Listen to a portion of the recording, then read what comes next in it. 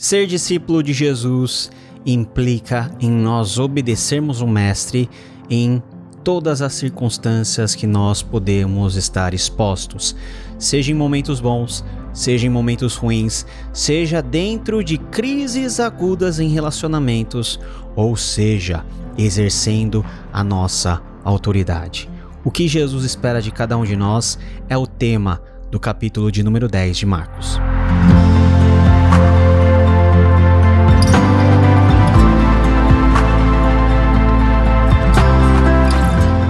O capítulo 10 de Marcos é um capítulo bastante longo, que nós temos vários episódios aqui que não necessariamente têm relação um com o outro. A primeira grande discussão que acontece a partir do versículo 1 até o versículo 12 é com respeito ao divórcio. Falar de divórcio é algo complicado, não é verdade?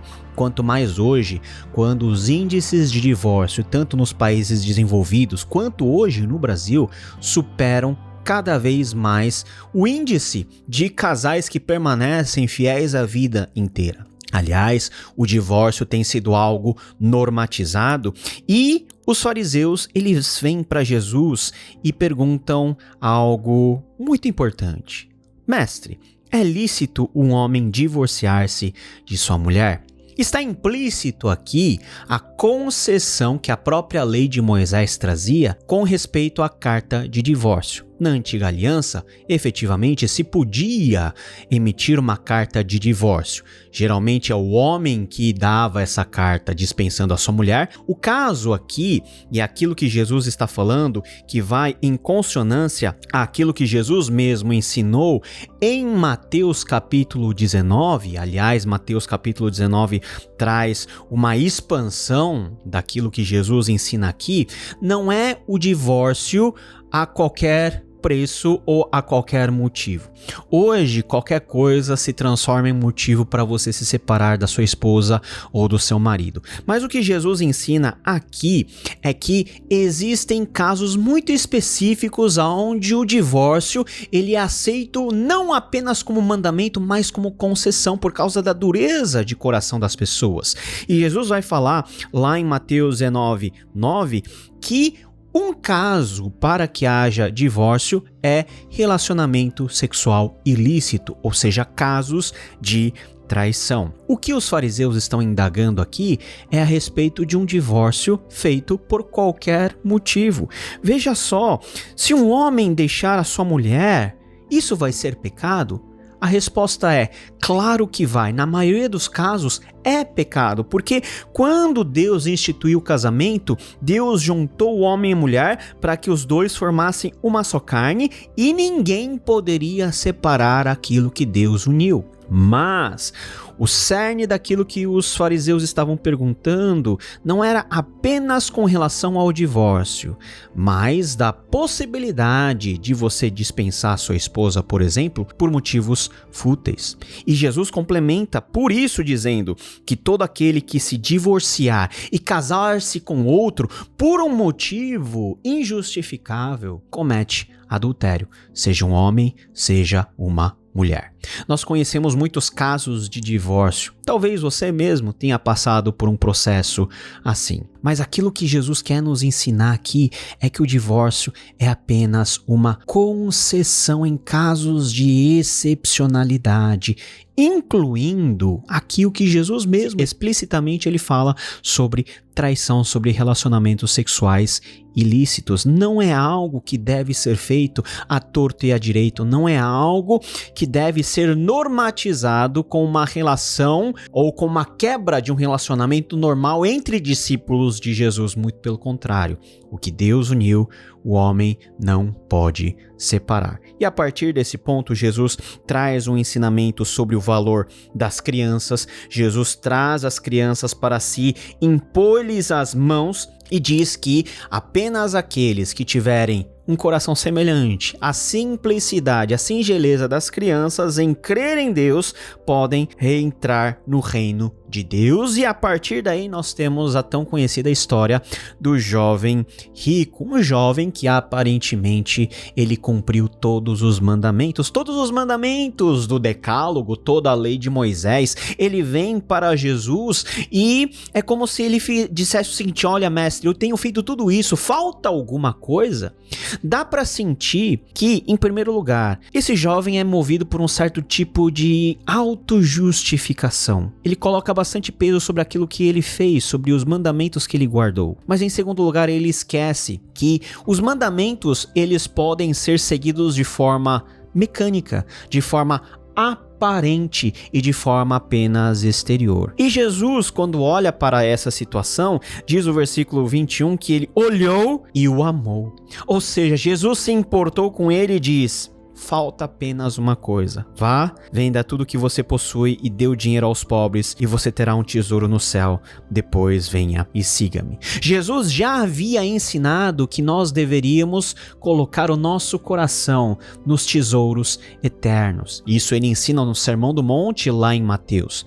Aqui Jesus está vendo aonde estava o coração daquele rico. Aparentemente, ele cumpria todos os seus mandamentos, mas a riqueza, na verdade, estava tomando o lugar de Deus. E os mandamentos que o jovem obedecia, talvez eram coisas que ele fazia para desencargo de consciência, mas o seu coração não estava em Deus. E ao tocar no ídolo desse jovem, na riqueza, o jovem, ele volta abatido e afasta-se triste, porque ele tinha de fato muitas riquezas. E Jesus, olhando para essa situação, ele diz: é muito difícil um rico entrar no reino de Deus. Todo mundo fica assustado com o que Jesus diz, e Jesus repete: é difícil entrar no reino de Deus, seria mais fácil um camelo passar pelo fundo de uma agulha.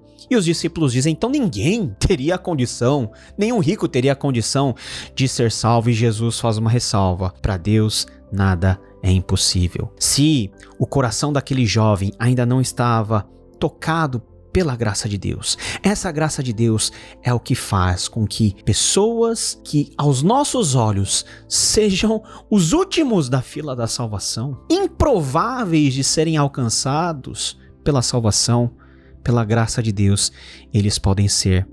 Então, aqui Jesus está vendo aonde está o coração daquele jovem e aonde está a perspectiva última desse jovem, se era nas coisas temporais ou na vida eterna. Veja que o jovem pergunta: o que hei de fazer para herdar a vida eterna? É uma pergunta que era totalmente o oposto daquilo que ele vivia, porque ele vivia não com os olhos focados na vida eterna, mas nos seus bens materiais.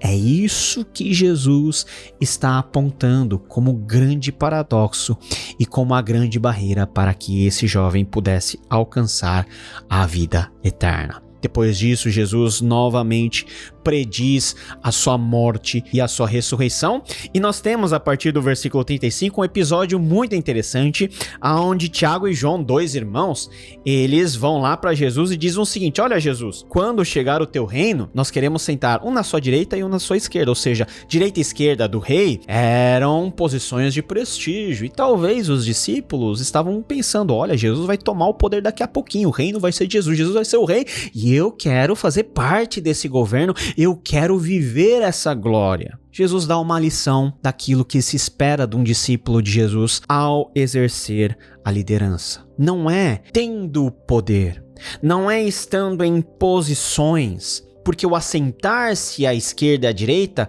são coisas que o Pai, Deus Pai, vai determinar. Mas se vocês estão preparados para beberem do cálice que eu estou para beber e para serem batizados com a dor que eu estou sendo batizado? Os apóstolos Tiago e João dizem sim, e Jesus diz: beleza, vocês vão sofrer tudo isso. Efetivamente, foi isso que aconteceu. Tiago foi o primeiro apóstolo a ser martirizado e João foi o último que sofreu muito até o fim da sua vida. Eles receberam o preço da verdadeira liderança dentro do reino de Deus, que não é aquele que está sentado no trono com todo conforto, com ar-condicionado ligado, com ordens de comando para que todos possam trabalhar em seu favor. Não, a verdadeira liderança, a liderança dos discípulos de Jesus, é uma liderança diferente do mundo. Vocês sabem que aqueles que são considerados governantes das nações as dominam e as pessoas importantes exercem poder sobre elas.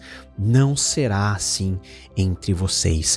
Quem quiser ser o primeiro terá que ser o escravo de todos. Quem quiser ser o líder deve servir como o Filho do Homem está ensinando a fazer. O nosso exemplo máximo de liderança é o Senhor Jesus. Hoje vivemos em um mundo onde existem muitos e muitos livros, vídeos, literaturas, cursos, mentorias que falam de liderança, mas a verdadeira liderança, aquela liderança exercida pelos discípulos de Jesus, é uma liderança que imita Jesus. Esse Jesus que anda pelo caminho do sofrimento para a redenção. Esse Jesus que, embora tendo tudo, não apegou-se a isso, mas veio ser servo, morrer na cruz por nós.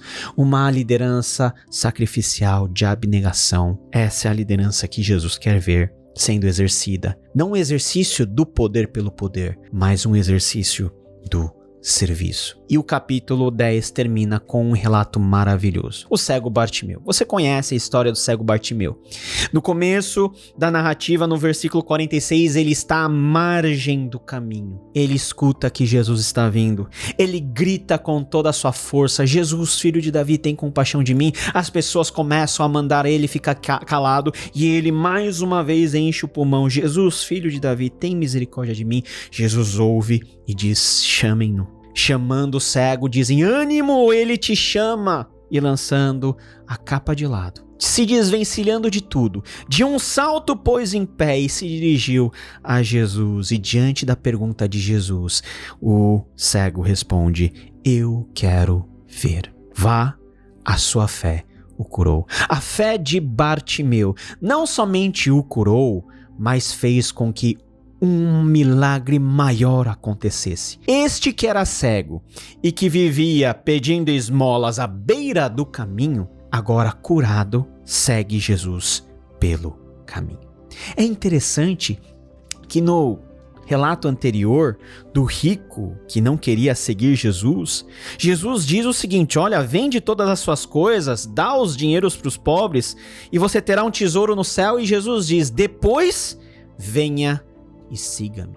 O rico, diante do convite de Jesus para seguir, não seguiu, porque ele estava apegado aos seus tesouros, mas ao cego, alguém de posição baixa na sociedade, recriminado, que vivia mendigando. Esse cego, ouvindo o convite de Jesus, uma vez curado da sua cegueira, ele seguiu Jesus pelo caminho. Não mais à beira do caminho ele ficou, mas seguiu Jesus pelo caminho. Não é esse o maior milagre que nós queremos de Jesus? Não é apenas que os nossos males exteriores e físicos sejam curados. O maior milagre é quando nós ouvimos a voz de Jesus, quando Jesus desperta em nós a fé, e por meio dessa fé nós somos capacitados a de um salto levantar e seguir Jesus até o fim, pelo caminho do discipulado. O que Jesus espera de nós como seus discípulos abrange muitas e várias áreas da nossa vida. Os nossos relacionamentos, nosso casamento, nosso trato com o dinheiro, nossa relação com o poder e com a fama, mas tudo isso culmina em, com fé, nós trilharmos o caminho por Jesus proposto. Esse é o teu desafio, esse é o meu desafio.